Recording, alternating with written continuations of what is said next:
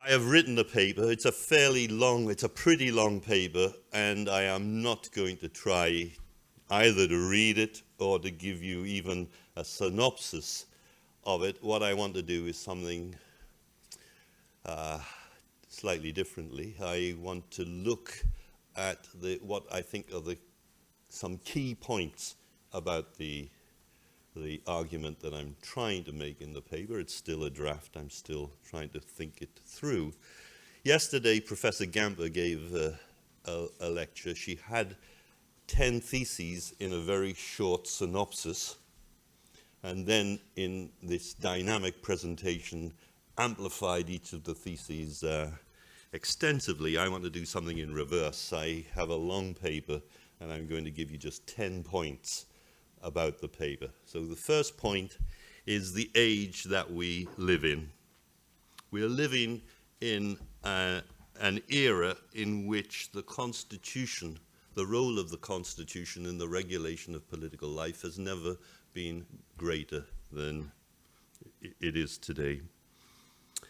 This is evident in the increasing power of constitutional courts, which are now determining disputes that a generation or two ago would have been thought to be beyond the jurisdictional competence of courts.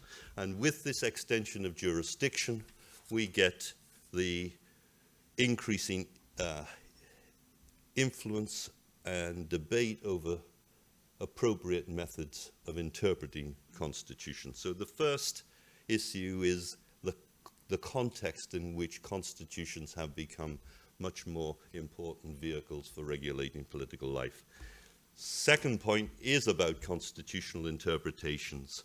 These debates over the methods of constitutional interpretation have nowhere engaged more interest than in the United States, in which a huge academic industry has grown up around that question. In Europe, if we look at courses that in the universities that are called constitutional theory, we see that they address a range of questions about how political authority is constituted through constitutional forms. In the United States, if you go and study a course called constitutional theory, invariably it's simply about the logic of justification of the Supreme Court's rulings on constitutional matters. So it's entirely on methods of constitutional interpretation, which some of us might think a rather narrow view of constitutional theory, but it does indicate the intensity of the debates that are had on that question. So let me come to the third point, method of constitutional interpretation.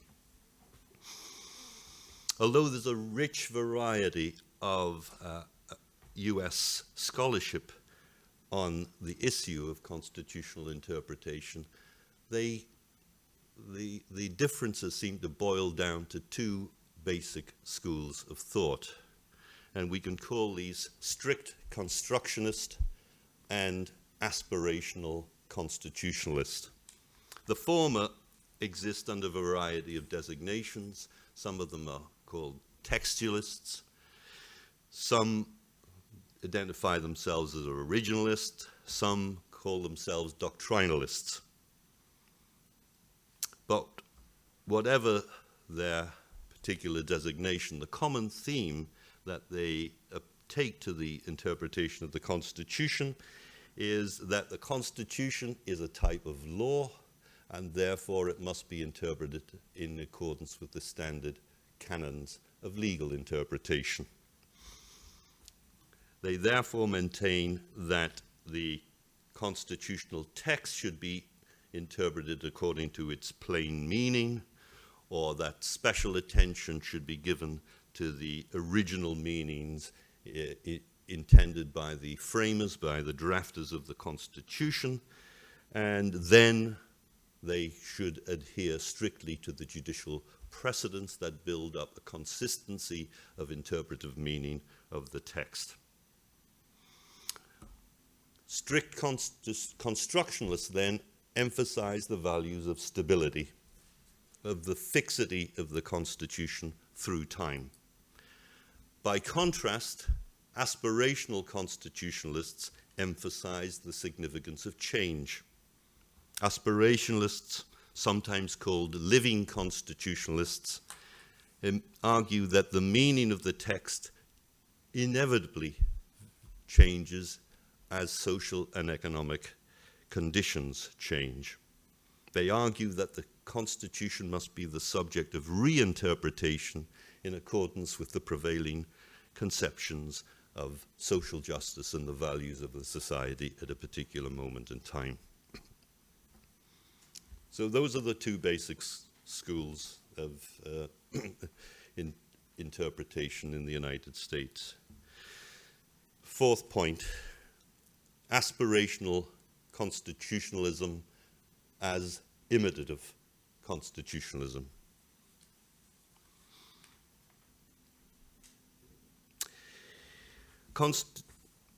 Consideration of the range of these issues has a general relevance today, not only because we can see similar distinctions that exist in the United States being replicated across various regimes, but also because in this era of constitutionalization of political life,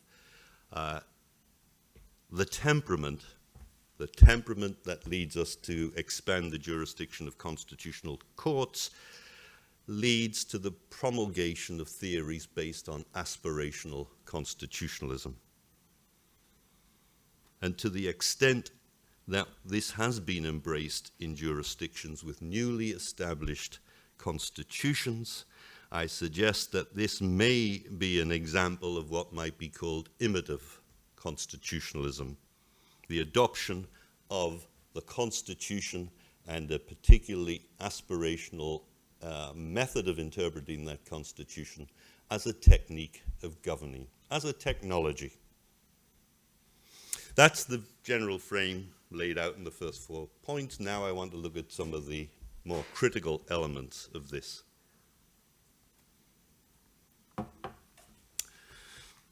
Is constitutionalism a technique, or is it a historic experience? I want to suggest that constitutionalism, in whatever form, is not a technique of governing. It's a product of a set of practices that have evolved through an ongoing exercise of political struggle.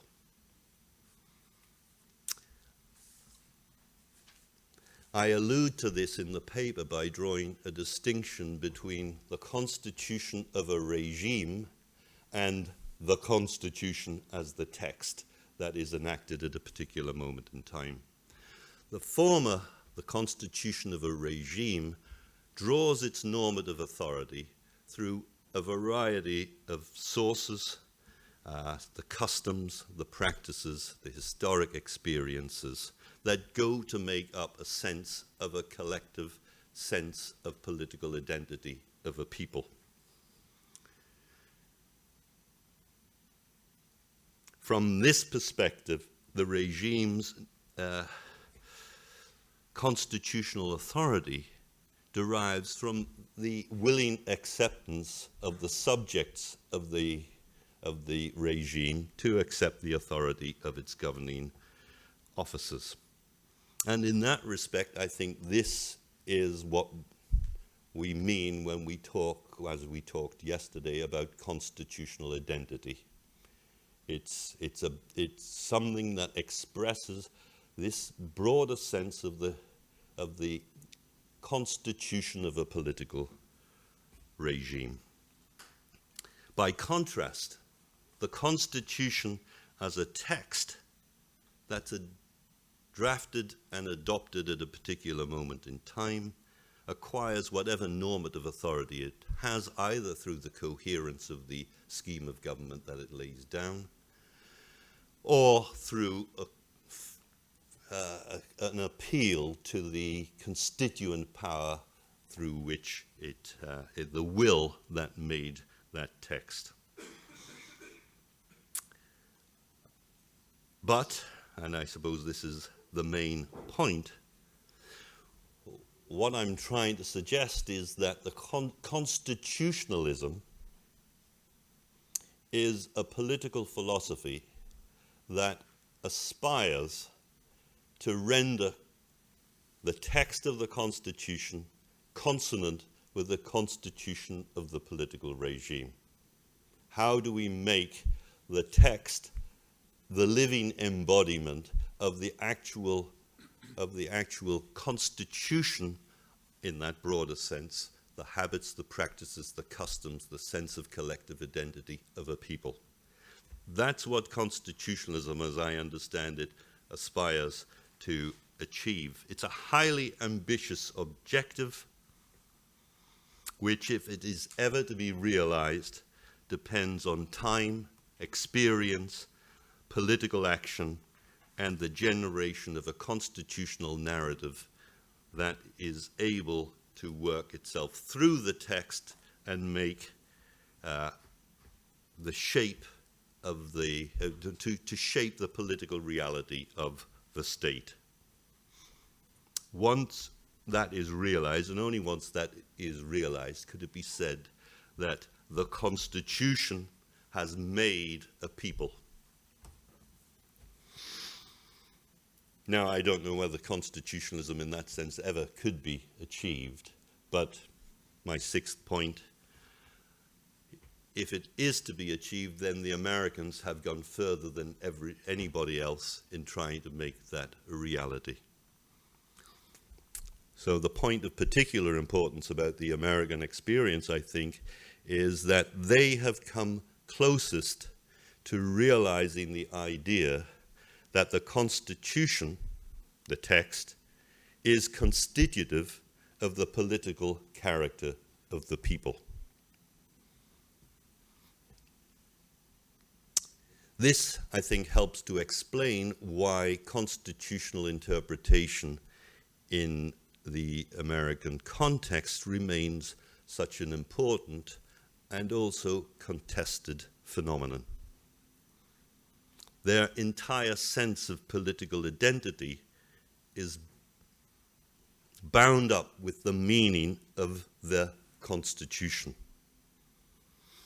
And it also explains why the constant refrain in contemporary American constitutional scholarship is that faith in the constitutional project must be maintained. Okay, let me come to my seventh point.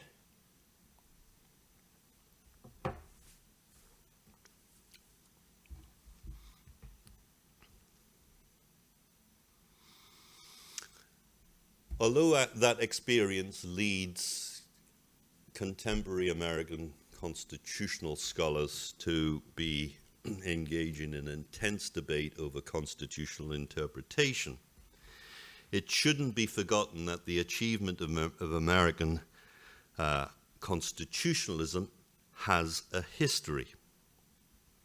However much we might spout the rhetoric of the purity of that foundational moment, the great wisdom and the great virtue of the framers of the American Constitution, that was a document born of compromise.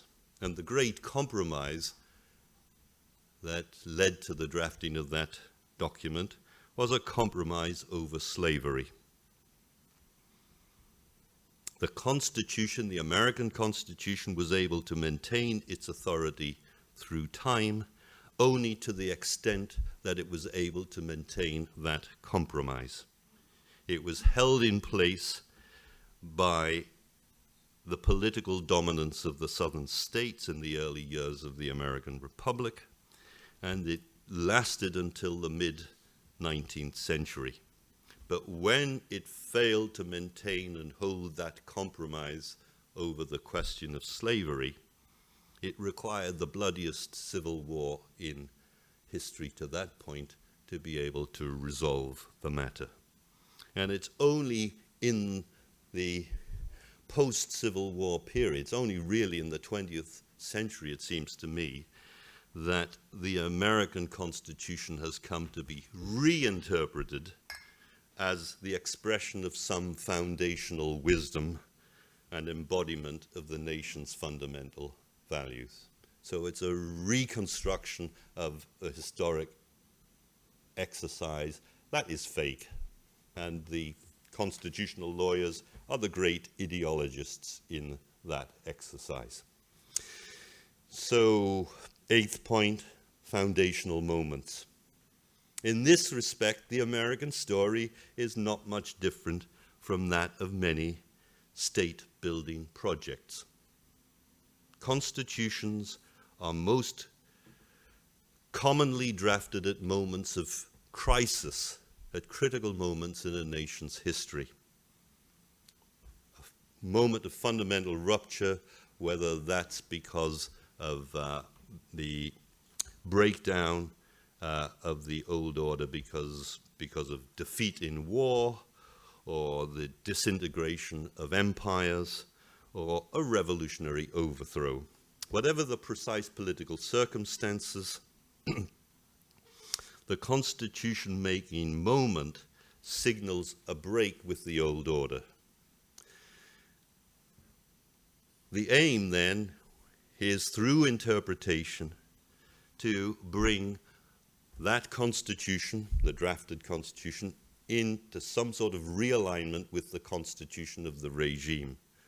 The problem is that the constitution is invariably drafted in the name of we the people, even though in reality what the majority might have experienced as liberation, the minority experienced as defeat.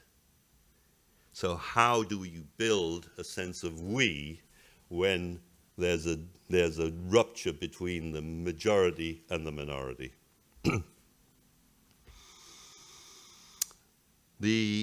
Sometimes the conditions are relatively favorable for achieving that, especially if there's a strong emancipatory dimension to the break.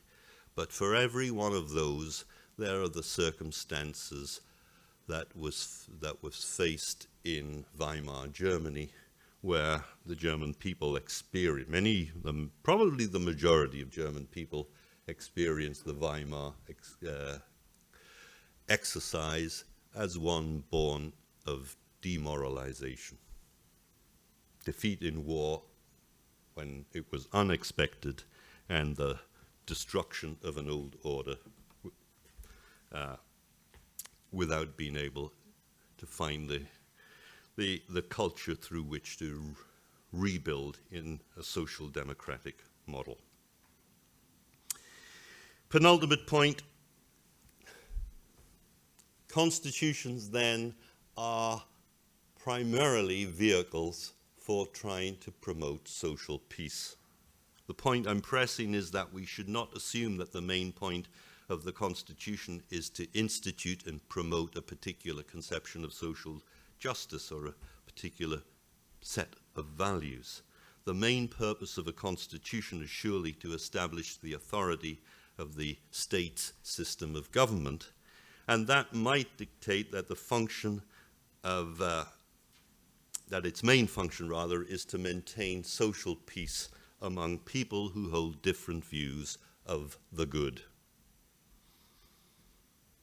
In a world in which constitutions are conceived as aspirational constitutions, this aspect of the role of the Constitution, of just providing the framework for negotiation and accommodation of difference, is in danger of being overlooked. And that brings me to my final point. Tentatively, the East European experience. From this perspective, the transition of many societies in the post-1989 world take on a different slant.